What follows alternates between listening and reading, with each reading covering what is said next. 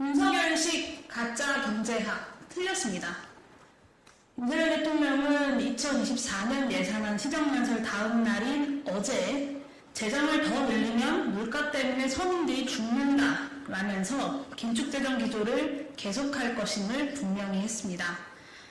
부자 감세, 긴축재정이 국가경제와 서민들의 호주머니 살림살이를 더욱 힘들게 만들 것이라는 우려와 비판에 대한 윤석열 대통령의 다부진 응답인 셈입니다.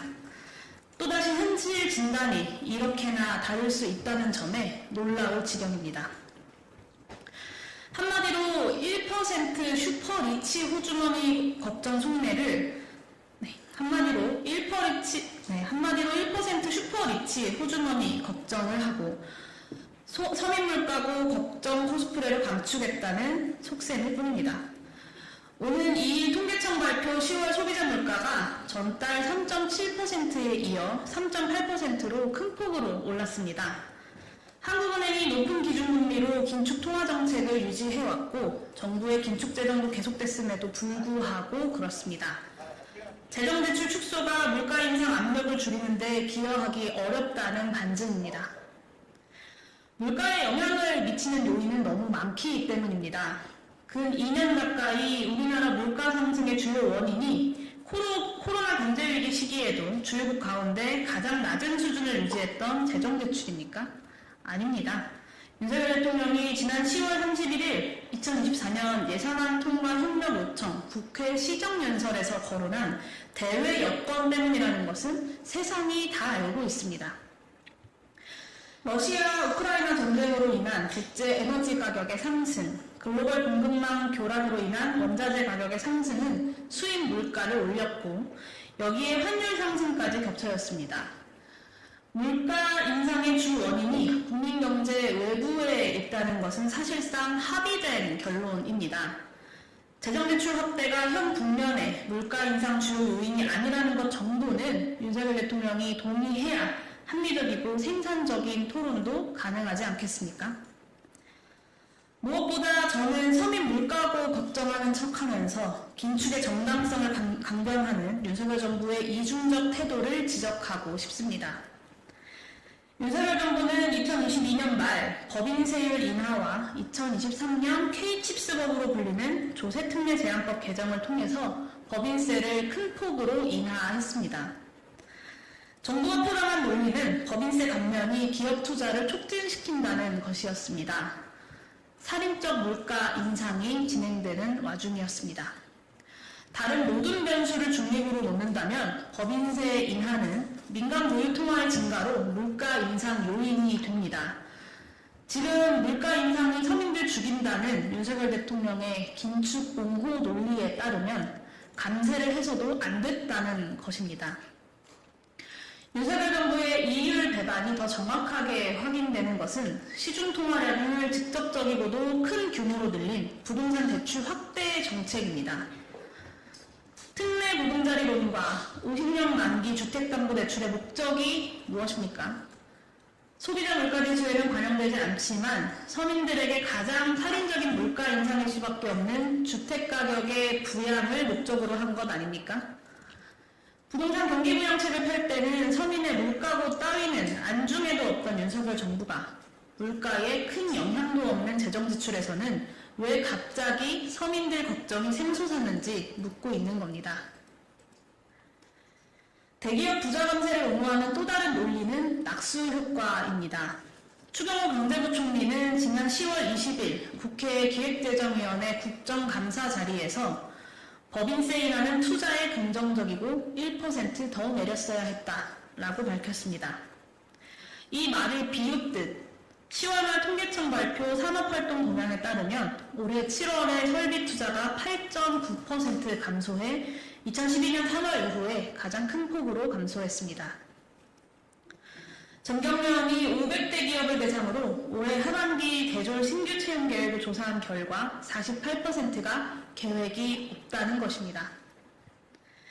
윤석열 정부의 강세와 부동산 담보대출 확대 정책을 선의로 해석해보자면 현 국면에서 정부가 물가 인상 억제보다 더 중요한 경제적 사회적 목표를 추진했다는 것입니다. 그런데 왜 재정지출 확대만 서민 물가고 법정으로 거부되는 것일까요? 경제학 원론 수준의 이야기를 한번 해보겠습니다. 윤석열 정부의 법인세 인하 주장은 기업 투자의 증가가 고용과 가계소득의 증가를 낳고 최종적으로 생산을 늘리는 과정을 통해 물가 인상 효과가 상쇄되는 경로를 가정합니다. 그 과정이 역사적으로 그리고 지금 우리나라에서 이미 반박되고 부정되고 있는 현실과는 별개로 윤석열 정부의 법인세 인하 논리가 그런 과정에 기초한다는 것입니다. 감세 조치로 인한 물가 인상 효과가 경제 운영 과정에서 전혀 논쟁거리가 되지 않고 오로지 민간 소비나 투자의 확대 여부만 쟁점이 되는 것은 바로 이 때문입니다. 그리고 상당히 많은 비과세 감면 조치 또한 조세 지출로 불리는 사실상의 재정 지출입니다. 저는 윤석열 정부 어느 누구도 지난해와 올해 대기업과 부자들에게 대규모 조세 지출을 단행하면서 서민 물가고 걱정하는 것을 본 적이 없습니다. 이와 똑같은 논리로 재정지출 확대는 물가에 대해 중립적입니다. 재정지출 확대는 민간 소비를 늘려 생산을 자극하는 경로를 통해 상품과 서비스의 산출량을 늘립니다. 산출량이 증가하므로 재정지출 확대로 인한 물가 인상 효과가 상쇄되는 것입니다.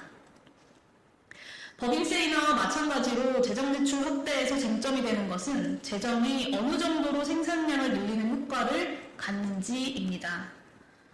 긴축재정을 옹호하는 입장은 정부 재정지출이 민간 투자를 부축해 산출량 증대 효과가 없거나 오히려 역효과가 난다고 주장합니다. 재정지출 확대하기 위해서 국채 발행량을 늘리면 국채 금리 상승으로 인한 이자율 상승으로 민간 투자가 위축된다는 주장이 대표적입니다.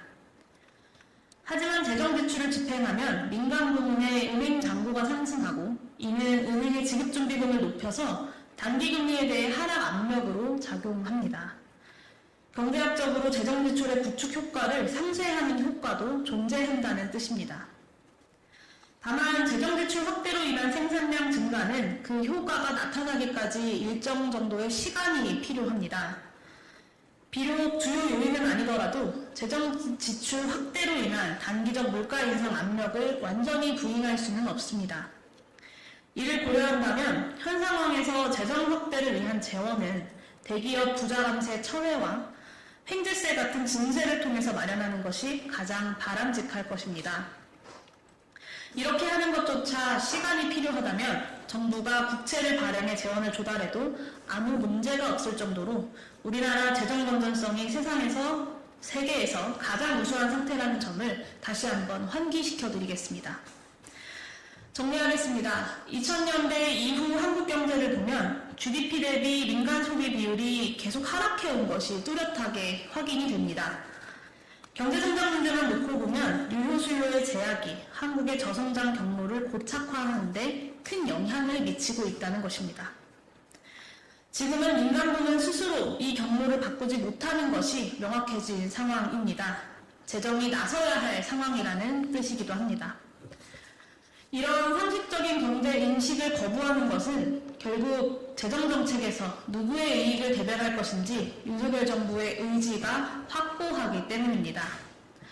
아무리 윤석열 대통령의 말을 곱씹고 또 곱씹어봐도 다른 합리적인 이유를 찾을 수가 없습니다.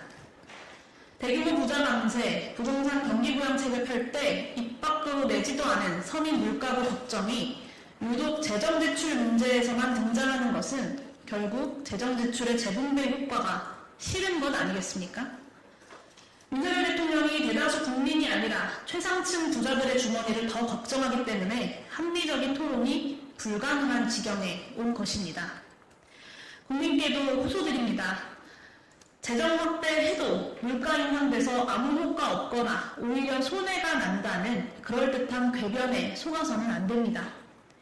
물가는 재정과 무관하게 이미 올라 있습니다. 그리고 계속 오르고 있습니다. 한국 경제는 침체 상태에 있습니다. 정부 재정이 큰 역할을 해야만 하는 상황입니다.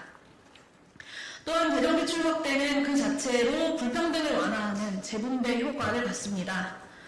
불평등을 완화해야 경제의 활력을 유지하는 수준에서 민간 소비와 투자가 되살아납니다.